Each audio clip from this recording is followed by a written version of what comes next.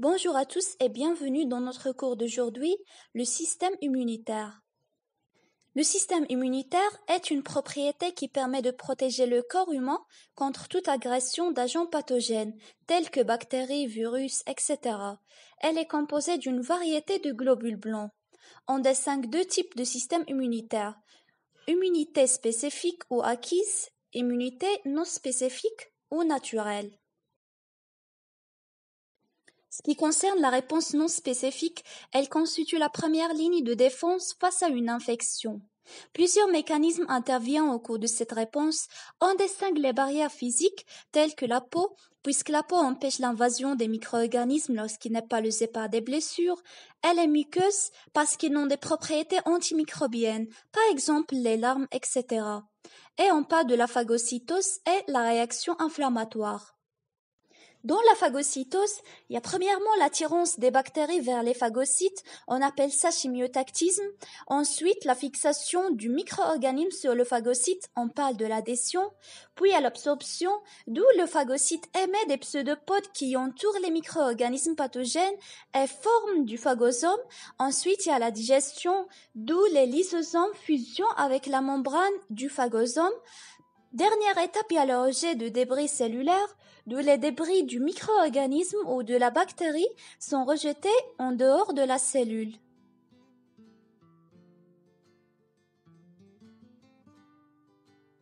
Dans le cas d'une réaction inflammatoire et en cas d'une lésion cutanée, il y a le passage des bactéries à travers l'épiderme puis atteint le derme. Ensuite, il y a la contamination qui conduit à la pénétration des micro-organismes qui vont débuter leur multiplication cellulaire. Après, il y a les dilatations des capillaires et diffusion du plasma sanguin, ce qui conduit à un gonflement et de la rougeur. Après, il y a la diapside, d'où les phagocytes circulent dans les vaisseaux sanguins et vont traverser leurs parois et venir en contact avec les micro-organismes. On dit que c'est le début de phagocytose.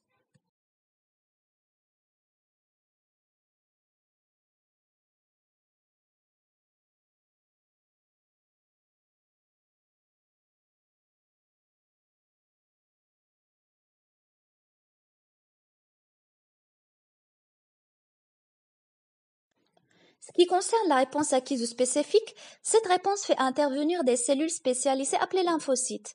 Il existe des lymphocytes B qui sont responsables de la production d'anticorps, lymphocytes T qui peuvent détruire directement les particules étrangères, comme les bactéries, les virus, etc., et ils sont produits dans le tubus. Et il existe aussi des lymphocytes T et B dites mémoire. Ces dernières gardent le souvenir d'un agent pathogène. Si cet agent infecte une nouvelle fois l'organisme, la réponse sera beaucoup plus rapide. Maintenant, quels sont les organes et les cellules du système immunitaire? Parmi les organes du système immunitaire, on distingue deux types d'organes, organes centraux et organes périphériques. Dans les organes centraux, on peut trouver le thymus, d'où il y a la maturation des lymphocytes T, et la moelle osseuse responsable de la maturation des lymphocytes B. Et parmi les organes périphériques, on distingue les amygdales, qui éliminent une grande partie des envahisseurs de l'air et des aliments, les vaisseaux lymphatiques qui transportent la lymphe, la rate, responsable de la prolifération des lymphocytes, et ganglions lymphatiques qui filtrent la lymphe. Et parmi les cellules du système immunitaire, il existe des granulocytes neutrophiles qui sont responsables de la phagocytose des bactéries. Il existe des granulocytes éosinophiles qui interviennent dans la destruction des vers parasitaires et dans les réactions allergiques. Et les granulocytes basophiles et mastocytes qui sont responsables de la libération des médiateurs chimiques, les monocytes qui sont de grandes cellules très mobiles et adhérentes et qui se transforment en macrophages pour qu'ils interviennent dans la phagocytose. Ensuite, les lymphocytes B qui sont responsables de la production d'anticorps et le lymphocyte T qui attaque les cellules infectées comme les bactéries, les virus, etc. Le système du complément est un ensemble de protéines inactives, circulantes et associées aux membranes et qui jouent un rôle très important dans la défense contre les microbes. L'activation du complément est en cascade selon une des trois voies suivantes. Première voie classique qui est déclenchée par le complexe antigène-anticorps. Deuxième voie alterne qui est activée par la reconnaissance de surface des pathogènes. Troisième voie MBP ou bien Mannose Binding Protein qui est activée par la reconnaissance de Mannose qui se trouve dans la surface des microbes. À propos des antigènes, les antigènes sont des substances reconnues par des anticorps et qui sont capables d'introduire une réponse immunitaire dans l'organisme. Parmi les propriétés des antigènes, on parle d'immunogénicité ou bien la capacité d'introduire une réponse immunitaire par un antigène donné et antigénicité ou la capacité d'un antigène de réagir avec les produits de la réponse immunitaire. Parmi les déterminants antigéniques, on parle d'épitope. Épitope, c'est la partie de l'antigène où se lie l'anticorps, et l'aptène. C'est une substance chimique de faible poids moléculaire, possède une activité antigénique mais dépourvue de pouvoir immunogène. Les différents types d'antigènes ont des 5 xénoantigènes. C'est un antigène provenant d'une espèce animale différente de celle du receveur. Et allo-antigène, présente chez les individus d'une même espèce. Et auto-antigène, c'est une substance antigénique élaborée par l'organisme lui-même et réagissant contre lui. Voilà quelques exemples d'antigènes. Les antigènes du CMH ou bien les antigènes du complexe majeur d'histocompatibilité sont des structures présentes dans toutes les cellules d'un individu et caractérisant cet individu. Et les antigènes bactériens et il existe des antigènes viraux. Les anticorps, appelés aussi les immunoglobulines, un anticorps est une molécule biologique impliquée dans l'immunité. La structure de la molécule d'anticorps montre qu'elle est composée de 4 chaînes, 2 chaînes légères identiques appelées chaînes L ou bien light, et 2 chaînes lourdes identiques appelées chaînes H ou bien heavy, liées par des pontes désulfures. Maintenant, comment se fait la synthèse des anticorps? Les immunoglobulines ou bien les anticorps sont synthétisés par les lymphocytes B. Les lymphocytes B possèdent à leur surface des immunoglobulines qui sont synthétisées par eux-mêmes. Ensuite, la traduction des ARN qui se déroule dans le polysome. Les chaînes s'assemblent et passent dans l'appareil de Golgi où ils seront glycolysés par les glycolases transférases. 2 types d'ARN codent pour les immunoglobulines. Un code pour les chaînes lourdes et l'autre code pour les chaînes légères. Clivage enzymatique des anticorps. La papaïne est une enzyme d'origine végétale qui coupe la molécule d'anticorps en 3 fragments, 2 fragments Fab et un fragment FC. Fragment Fab se lie à l'antigène et il porte le site d'anticorps. Fragment FC responsable d'autres activités biologiques comme la fixation du complément et peuvent traverser la barrière placentaire. Parmi les types d'immunoglobulines, il existe l'immunoglobuline G qui est le plus abondante dans les cellules. Elles fixent le complément et traversent la barrière placentaire et peuvent se fixer sur les monocytes et les macrophages. Immunoglobuline M, la plus volumineuse des immunoglobulines. Elle a des propriétés d'agglutination de l'antigène très importantes.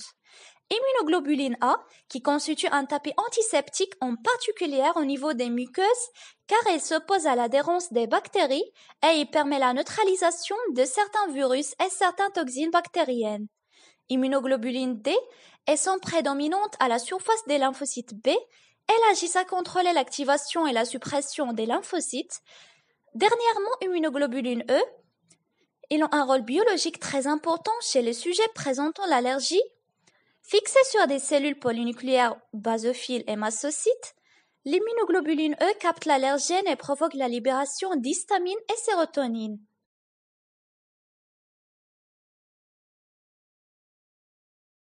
Et parmi les modalités de la réponse immunitaire spécifique, on distingue la réponse immunitaire humorale.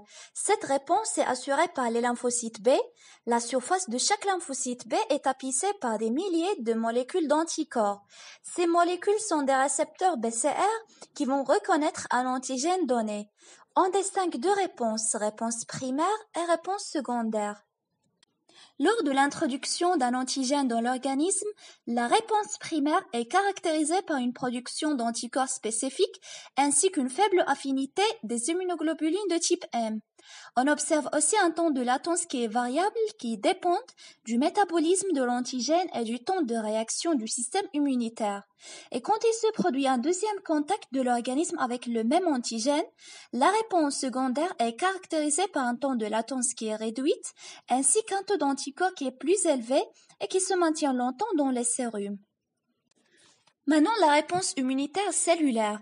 On distingue réponse immunitaire cellulaire auxiliaire ou bien helper, aussi appelée lymphocyte TCD4, intervient dans plusieurs niveaux de déroulement de la réponse immunitaire.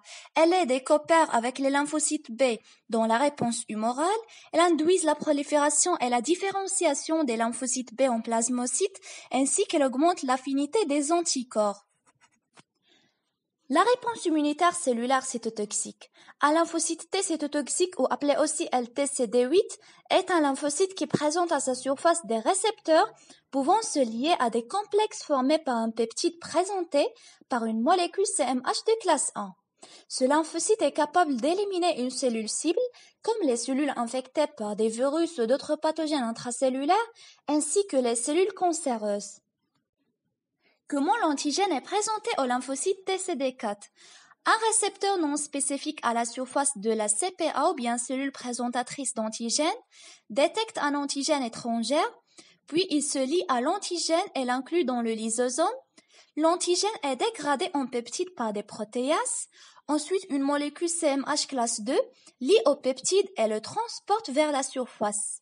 Finalement, le peptide antigénique est alors reconnu par le récepteur TCR du lymphocyte TCD4. Comment l'antigène est présenté au lymphocyte TCD8? Les protéines virales produites par les cellules infectées et des antigènes tumoraux. Ils sont dégradés en peptides et transportés dans le réticulum endoplasmique où ils se lient au CMH classe 1. Ils vont être importés vers la surface de la cellule où ils sont connus par les lymphocytes T cytotoxiques.